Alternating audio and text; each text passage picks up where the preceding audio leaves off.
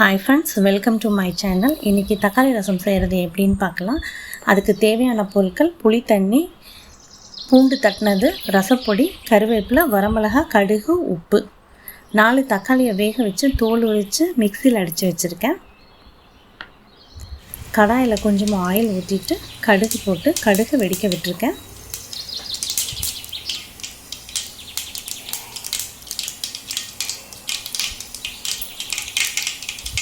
கடுகு நல்லா வெடிச்சதும் கருவேப்பிலையும் வரமிளகாவையும் ஆட் பண்ணிக்கலாம்.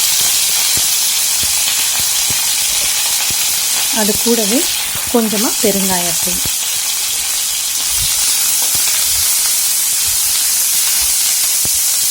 கரைச்சி வச்ச புளி தண்ணியை ஆட் பண்ணிக்கலாம்.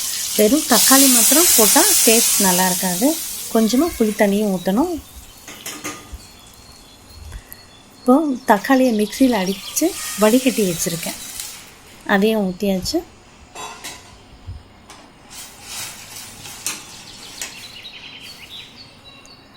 ரசப்பொடி போட்டிருக்கேன். ரசப்பொடி இல்லைன்னா 1 ஸ்பூன் மிளகு, 3/4 ஸ்பூன் சீரகம், கொஞ்சமாக கருவேப்பிலை ட்ரை ரோஸ்ட் பண்ணி பொடிச்சு போட்டுக்கலாம். 4 பல் பூண்டு தட்டினது, கொஞ்சமாக உப்பு, கொஞ்சம் சுகர் இல்லைன்னா வெல்லம் ஆட் பண்ணணும். ஸ்வீட் ஆட் பண்ணால் தான் அந்த தக்காளி ரசத்தோட டேஸ்ட் நல்லாயிருக்கும். புளிப்பு அதிகமாக இருந்ததுனால கொஞ்சம் தண்ணி ஆட் பண்ணியிருக்கேன். ரசம் கொதிச்சிருச்சு, மல்லித்தலையை ஆட் பண்ணிவிட்டேன். இதை நீங்களும் ட்ரை பண்ணி பாருங்கள். தேங்க்ஸ் ஃபார் வாட்சிங். Like and subscribe my channel.